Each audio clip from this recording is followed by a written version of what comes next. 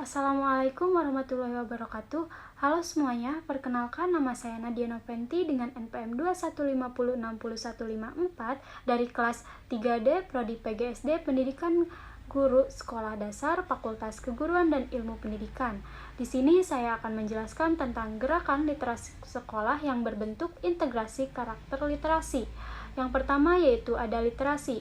Kegiatan literasi ini selama ini itu identik dengan aktivitas membaca dan menulis. Namun, deklarasi Praha pada tahun 2003 menyebutkan bahwa literasi juga mencakup bagaimana seseorang berkomunikasi dalam masyarakat. Deklarasi UNESCO itu juga menyebutkan bahwa literasi informasi ini terkait pula dengan kemampuan untuk mengidentifikasi, menentukan, menemukan, mengevaluasi, menciptakan secara efektif dan terorganisasi, menggunakan dan mengkomunikasikan informasi untuk mengatasi berbagai persoalan. Kemampuan-kemampuan itu perlu dimiliki tiap individu sebagai syarat untuk berpartisipasi dalam masyarakat informasi, dan itu bagian dari hak dasar manusia menyangkut pembelajaran sepanjang hayat.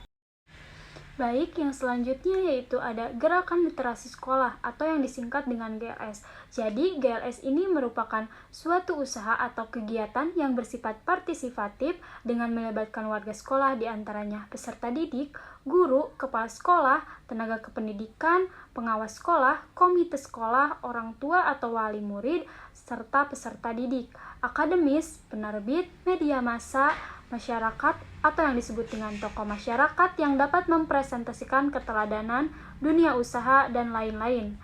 Juga ada pemangku kepentingan di bawah koordinasi Direktorat Jenderal Pendidikan Dasar dan Menengah Kementerian Pendidikan dan Kebudayaan. GLS ini bisa disebut dengan gerakan sosial dengan dukungan kolaboratif berbagai elemen. Upaya yang ditempuh ini mewujudkannya berupa pembiasaan membaca peserta didik. Baik, yang selanjutnya yaitu ada komponen literasi. Dalam literasi ini lebih dari sekedar membaca dan menulis, namun mencakup keterampilan berpikir, menggunakan sumber-sumber pengetahuan dalam bentuk cetak, visual, digital, dan auditori. Di abad 21 ini, kemampuan ini disebut sebagai literasi informasi.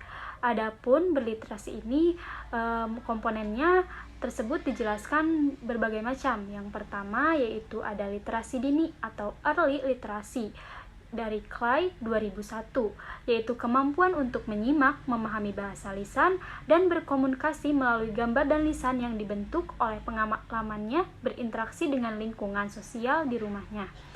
Yang kedua ada literasi dasar atau basic literasi, yaitu kemampuan untuk mendengarkan, berbicara, membaca, menulis, dan menghitung. Yang ketiga ada literasi perpustakaan atau library literasi, antara lain memberikan pemahaman cara membedakan bacaan fiksi dan non-fiksi, yaitu memanfaatkan koleksi referensi dan periodikal.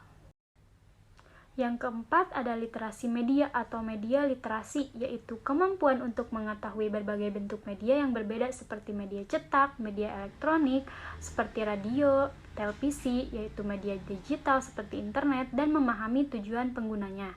Yang kelima ada literasi teknologi atau teknologi literasi, yaitu kemampuan memahami kelengkapan yang mengikuti teknologi seperti perangkat keras atau hardware dan juga perangkat lunak atau software, serta etika dan etiket dalam memanfaatkan teknologi.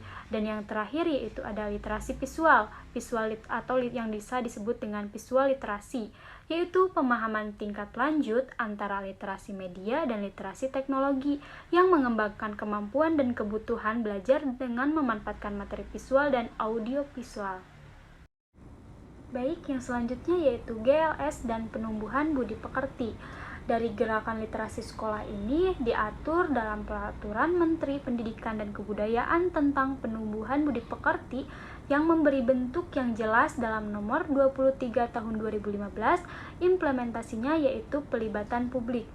Yang selanjutnya ada ciri-ciri ekosistem sekolah yang literat, yaitu yang pertama menyenangkan dan ramah anak sehingga menumbuhkan semangat belajar warganya.